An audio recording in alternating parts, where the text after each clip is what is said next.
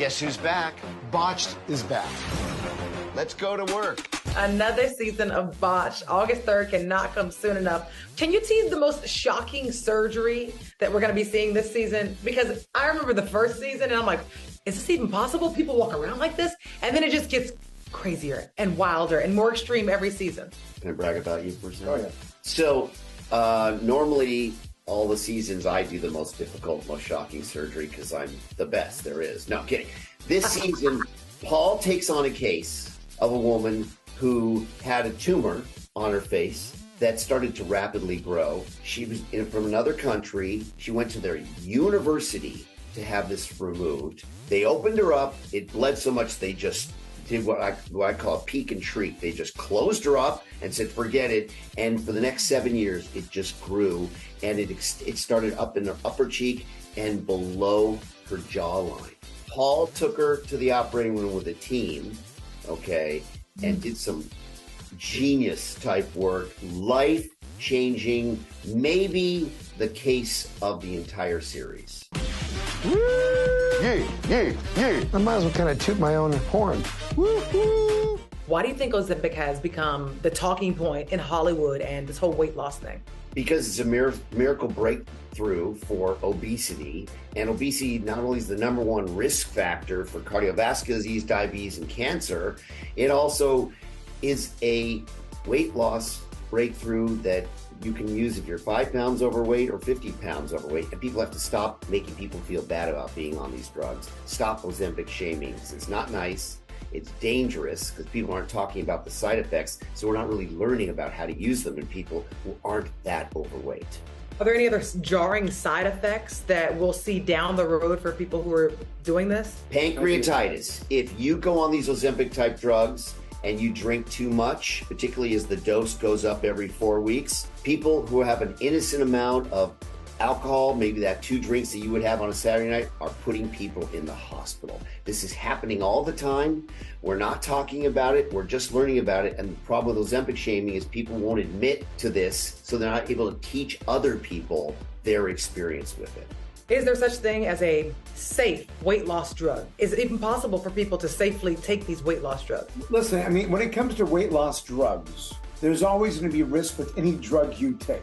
As long as you do it appropriately and you're monitored by a physician that knows how to take care of those things and monitor.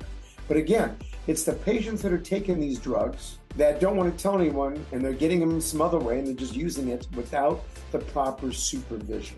At the end of the day, we don't know exactly the answer to that question. I think these drugs are safe if used carefully, properly, and you manage your eating very, very specifically. They're getting better and better. There's a new one about to come out that's even better and faster. 3 hormones instead of 2. It's here to stay. This is the new Botox, and it's for obesity instead of wrinkles.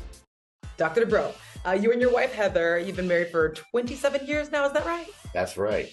Unheard of in Hollywood. Especially recently with so many splits and separations. I'm sure you're seeing that all in the headlines. What's been the key to the success with a relationship like this? Well, I think Heather might give a slightly different answer, but in my view, the key is learning how to fix your disagreements. In other words, learn how to fight well, okay? And learn when to do it and when not to do it.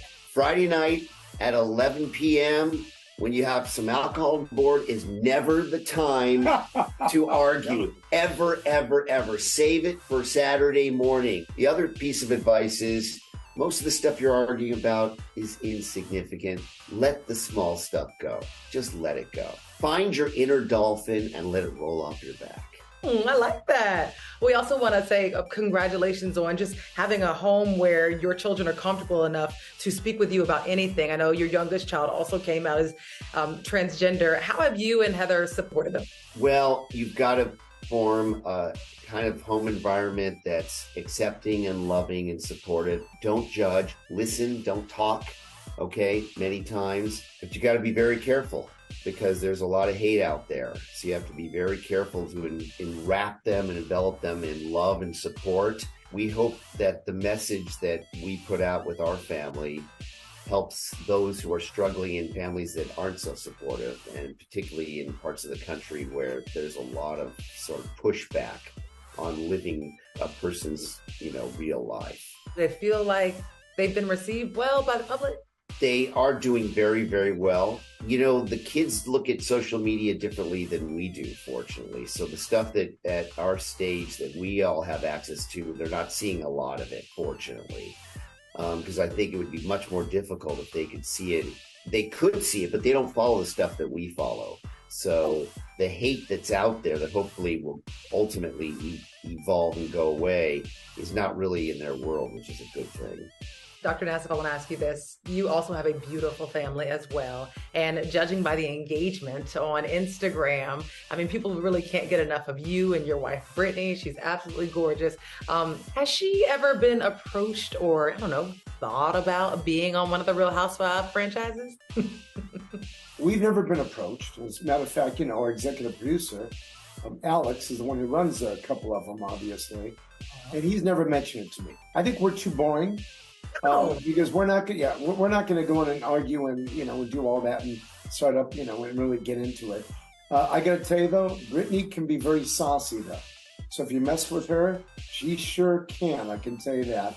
And I told her, I go, listen, I don't want to do that. I don't think I'd ever do something like that again. Especially if you look at my background with this, Adrian and I think being on a reality show, it did speed up our demise and divorce. I think it was going to happen anyway. Eventually. I mean, now we're doing very well together, Adrian and I. We're co-parenting, and I've talked to her at least probably 5-6 times a week. I even talked to her before coming here. So, which is a good thing, by the way, for our kids. So I don't see that happening now. She's been on like this season. She'll come on a Botched, bring the baby, do something fun, but that's about it, I think. I think what happened was when Adrian saw Paul on TV take his shirt off and jump in the pool with that belly and the back hair, relationship was over right then.